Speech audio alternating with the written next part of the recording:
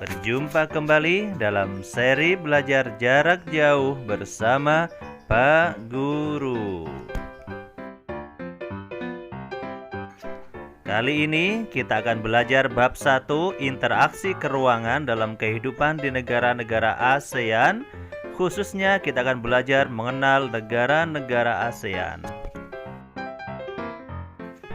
Adapun yang kita pelajari di bab ini, negara-negara ASEAN termasuk di dalamnya adalah kondisi fisik dan non-fisik, sosial, ekonomi, politik, budaya negara-negara ASEAN. Termasuk juga di dalamnya interaksi antar negara-negara ASEAN, kerjasama di bidang ekonomi, sosial, politik, budaya, dan pendidikan, serta perubahan dan interaksi keruangan antar negara-negara anggota ASEAN, termasuk juga faktor yang mempengaruhi interaksi, faktor alam, ilmu pengetahuan dan teknologi, faktor kegiatan ekonomi, dan faktor konversi alam. Baiklah, kita mulai dengan yang pertama, kita mengenal negara-negara ASEAN. Tentu kalian sudah mengenal sebelumnya apa itu ASEAN? Iya, ASEAN adalah organisasi yang berkelompokkan negara-negara di Asia Tenggara. ASEAN berdiri pada 8 Agustus 1967 di Bangkok, Thailand. Diprakarsai oleh 5 negara pendiri, Indonesia, Malaysia, Filipina, Singapura, dan Thailand. Saat ini ASEAN betul sekali beranggotakan 10 negara, yakni Indonesia, Malaysia, Filipina, Singapura, Thailand, Brunei Darussalam, Vietnam, Laos, Myanmar, dan Kamboja. Berikut adalah para pendiri ASEAN. Ada Malik dari Indonesia, Narcisco Ramos dari Thailand, Tun Abdul Razak dari Malaysia, S. Rajaratnam dari Singapura, dan Tanat Khoman dari Thailand. Merekalah para pendiri ASEAN. Berikut adalah negara-negara ASEAN. Berikut bendera dan letak negara. Silakan diperhatikan. Selanjutnya, marilah kita belajar tentang letak geografis negara-negara ASEAN. ASEAN berada secara geografis terletak di antara 2 samudera dan 2 benua. 2 samudera tersebut ialah Samudra Hindia dan Pasifik. Sedangkan 2 benua yakni benua dan Australia. Secara geografis, ASEAN sangat strategis karena terletak di antara 2 benua dan 2 samudera. Silakan kita lihat ilustrasi peta berikut ini.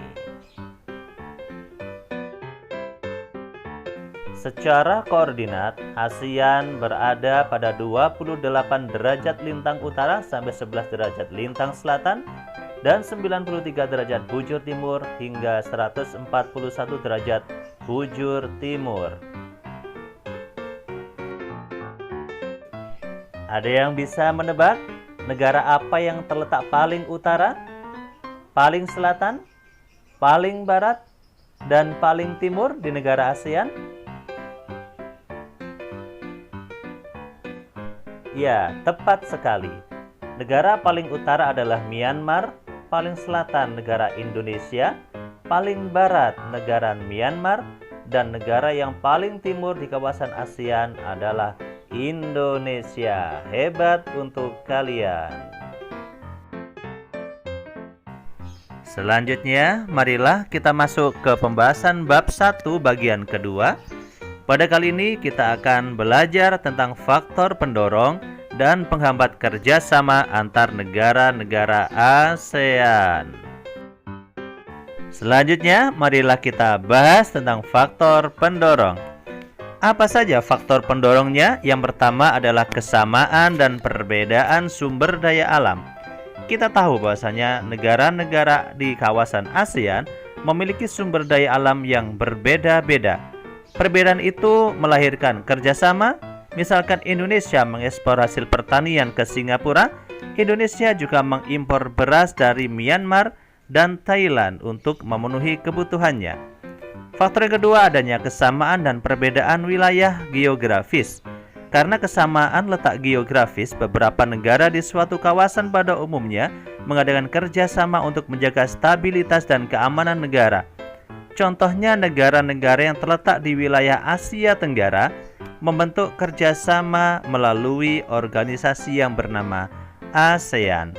Jadi faktor pendorongnya ada dua, kesamaan dan perbedaan sumber daya alam, dan kesamaan serta perbedaan wilayah geografis masing-masing negara ASEAN.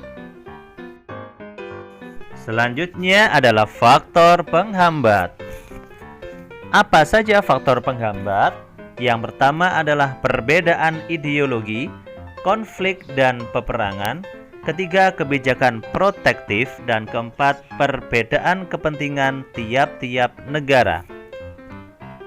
Hampir di setiap negara ASEAN, sekarang tidak ada lagi negara yang menutup diri dari kerjasama antar negara ASEAN. Konflik dan peperangan juga mengganggu stabilitas negara sehingga akan menghambat adanya kerjasama. Sedangkan untuk kebijakan protektif, suatu negara yang menerapkan kebijakan yang bertujuan melindungi kepentingan dalam negeri dan meningkatkan daya asing, misalnya tidak menerima impor dari pertanian karena dapat mempengaruhi kondisi pendapatan hasil pertanian di dalam negerinya. Dampak kebijakan protektif dapat mempengaruhi hubungan antar negara sehingga menghambat kerjasama yang harmonis. Berikut ini bentuk kerjasama di bidang sosial dan budaya. Ada peningkatan kesehatan, pertukaran budaya dan seni, hingga penyelenggaraan pesta olahraga 2 tahun sekali melalui SEA Games. Selanjutnya, bentuk kerjasama di bidang pendidikan. Kita pernah mengikuti ASEAN Council of Teachers Convention di Sanur, Denpasar 2012 dengan tema ASEAN Community 2015. Ini adalah salah satu contoh tentang kerjasama negara-negara ASEAN di bidang pendidikan. Yang ketiga adalah bidang kerjasama di bidang politik dan keamanan.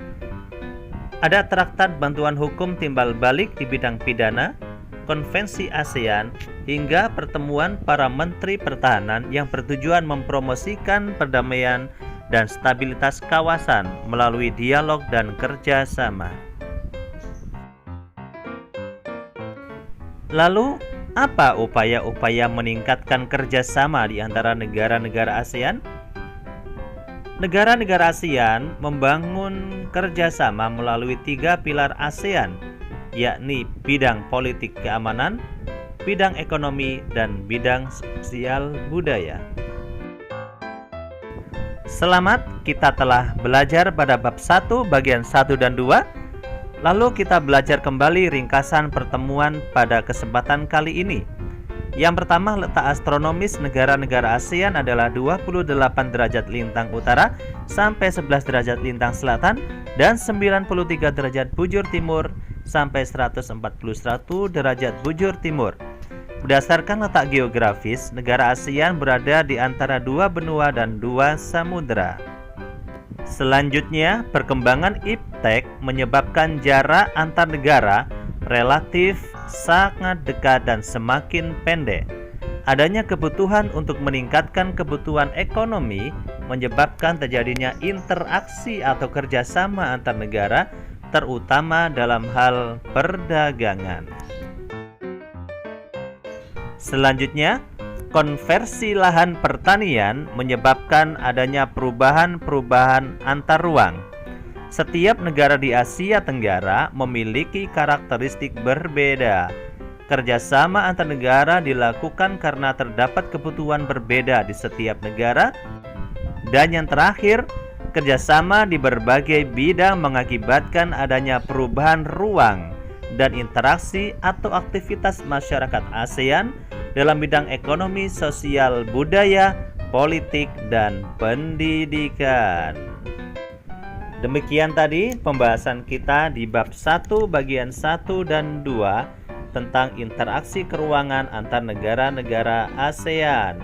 Selanjutnya, pelajari kembali modul dan tugas yang diberikan melalui Google Classroom dan selamat belajar kembali dalam suasana yang lebih atraktif, inovatif, dan penuh semangat. Sampai jumpa lagi dalam seri belajar jarak jauh bersama Pak Guru.